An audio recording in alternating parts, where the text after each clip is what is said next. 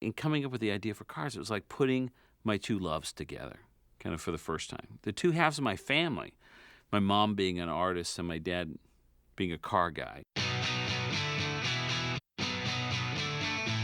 When the cars came off turn 4 and they're coming down to take the green, I said, boogity, boogity, boogity, let's go racing, boys.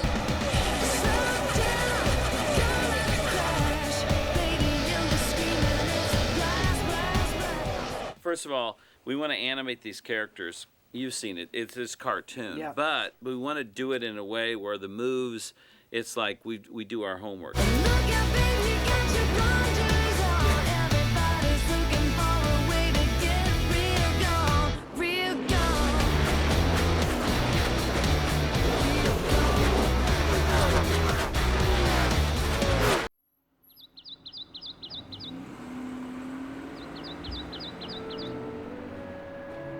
Radiator Springs, the glorious jewel strung on the necklace of Route 66, the Mother Road.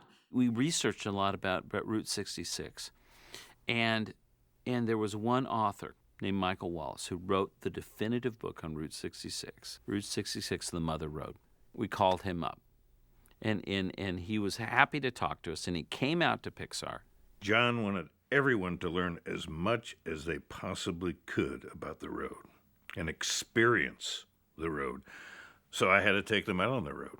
And we took a trip down Route 66, and I think that let us in on this sort of feeling in the world that was this movie Cars out on the road there. But it was also like a team-building sort of bonding experience. This is going to be a wide-open trip. There are no holds barred. You're going to meet a lot of people you might not agree with. If you ever plan to motor west, take the highway, it's my way, it's the best. Halfway between Chicago and Los Angeles, right here. Right here. A new zany character coming along, and there's one coming right here, right now. More than 2,000 miles all the way. Oh, get your kicks on Route 66. I'm not sure if I can do it like that.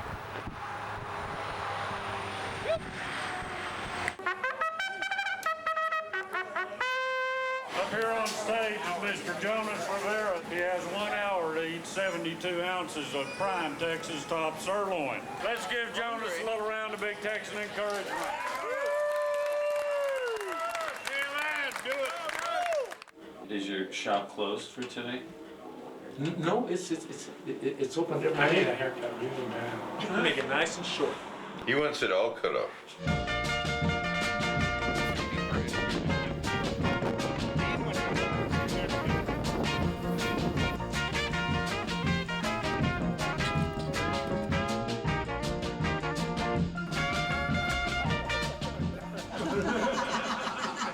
We take the highway, that's the best. It's not the destination, it's the journey, you know. It's all right to get lost, it's all right to spend time, it's all right to stop and, you know, do what you need to do. 7, 6, 5, 4, 3, 2. You can still do it. 1. Damn it. One of the things that inspired us the most, that we didn't expect, was we saw a documentary on the creation of the interstate highway system. After these highways were built, what happened to the old highway towns when the new interstate came and bypassed them?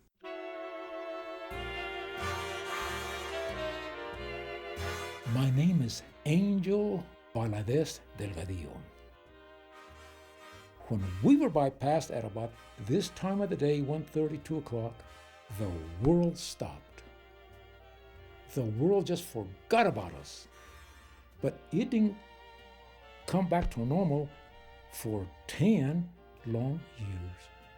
What happened? The town got bypassed just to save 10 minutes of driving. When you begin to see your community die instantly, and No one cares whether you sink or swim. There was no reason to get out of bed. Before the interstate, people would take car trips as a vacation. I know I did when I was a child growing up. We'd drive early morning and we'd stop about 2 o'clock in the afternoon, check in a motel and let the kids swim and play and feed them and put them in bed, and we'd get them up early the next morning and put them in the back of the car. We'd flatten it out.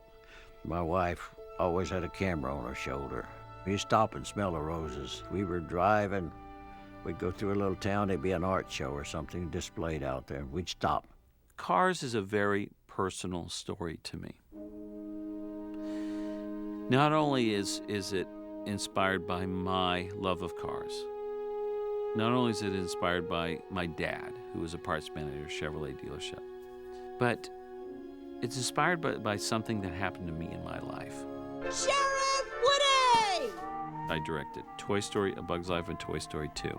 By the time I was done with Toy Story 2, it was 1999. 9 years had passed. We had 4 boys. And my wife said, John, we've supported you in making all these films and the building of Pixar and all like that.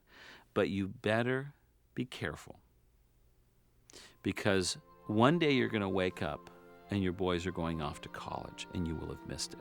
So I took the summer off. My wife and I bought a used motorhome, and I wanted to stay off the interstate highway system and travel America.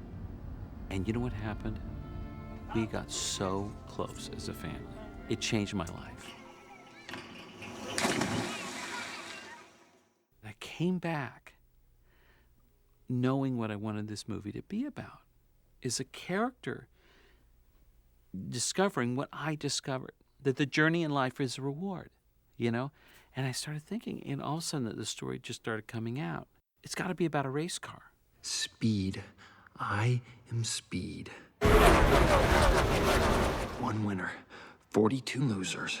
I eat losers for breakfast. Imagine this being a personality of a character. It's like nothing else matters but achieving it as fast as you can, winning, getting that championship. So this is the perfect character to all of a sudden be forced to slow down.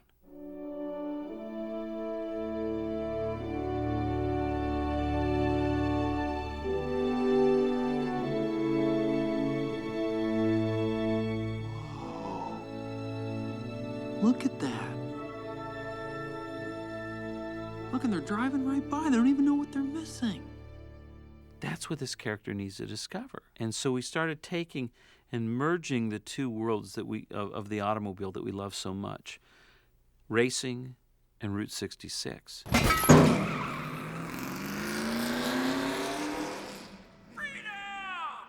So I want to introduce you to Jerry Nadeau. Racers are very rare breeds. They're not like every normal person in the world. I think, the speed attracts me. So some tracks, it's good to run the bottom, like Bristol. Once you feel the car right about here, once you feel like it's in the racetrack, then it's like back on the gas. John has always been a car guy, and I think he's always had a great love for the art and the style side of cars. I don't know that he had much background in racing before we got to know each other. We wanted to make the broadcasting of the racing authentic. So we contacted Artie Kempner.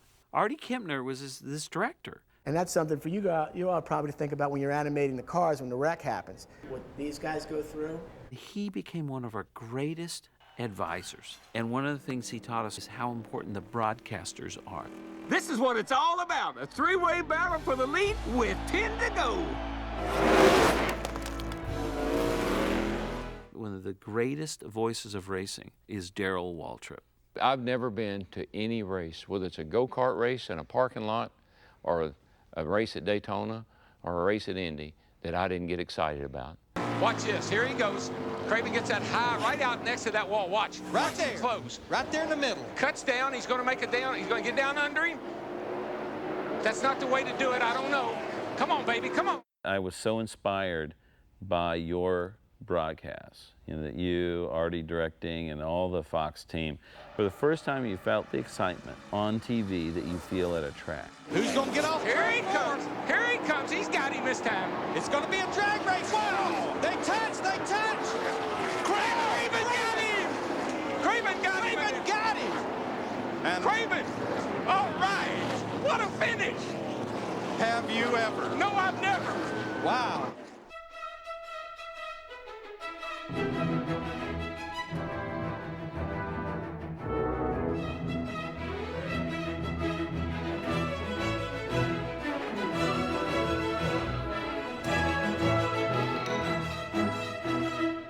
My name's Mater.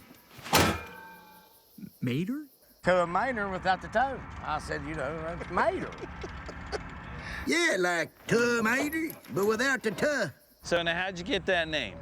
Well, when I was a little fella, I was raised up on the farm, and we had a garden big enough to feed about half of the top of the county, and Grandma, she'd take me to the barn every morning. We'd milk cows and one thing and another, and if I wasn't eating a tomato, I throw them at the hogs and just terrorizing everything I could. How long have you been doing this? How long have you been promoting I've been involved in the racing business for 50 years. Was this in the days when the guys were still running the little moonshine? Oh, the moonshine was flowing freely from the North Carolina mountains at that time. Was it really? Yeah. Yeah, as a matter of fact, I bought one of the moonshine cars. Because, when you got caught, there was a federal offense and they seized the car. Right. And then they auctioned it off. And I won a lot of bets with that car. As drivers swept to learn their way around the speedway, certification goes on in the inspection shed. 89 entries for the Labor Day Classic are torn apart under the eyes of NASCAR, National Association of Stock Car Auto Racing Inspectors, who certify that every important detail of these cars is stock, that every part is available to the American public and listed in the manufacturer's parts book for that car and for that year.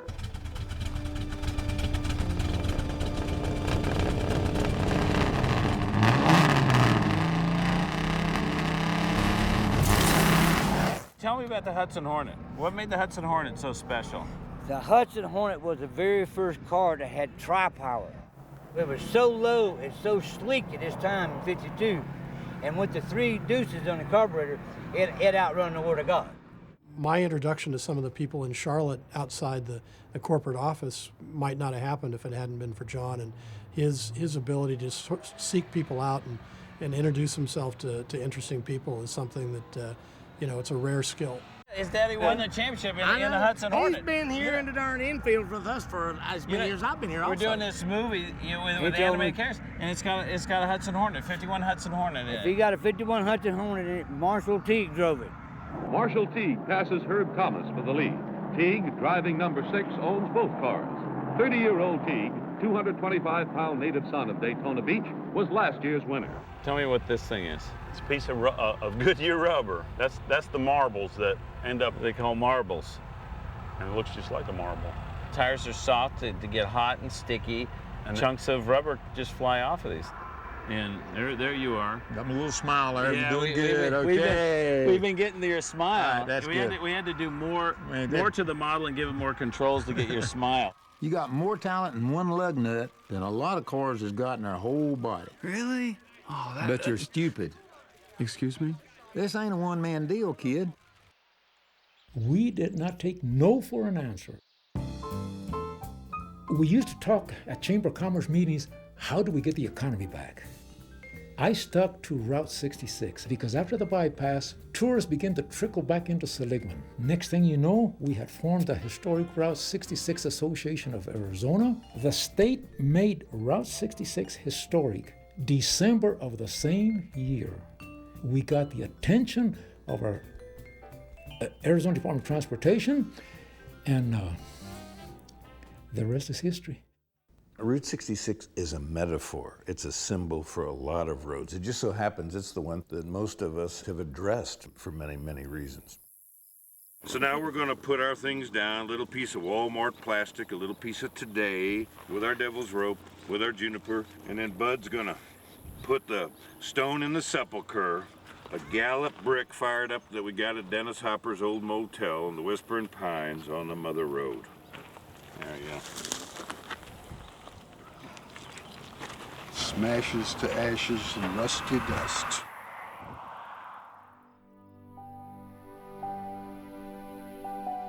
We all discovered something we weren't expecting, you know? It's just like life. You start down the path not knowing where it's going to lead you, but you enjoy the ride.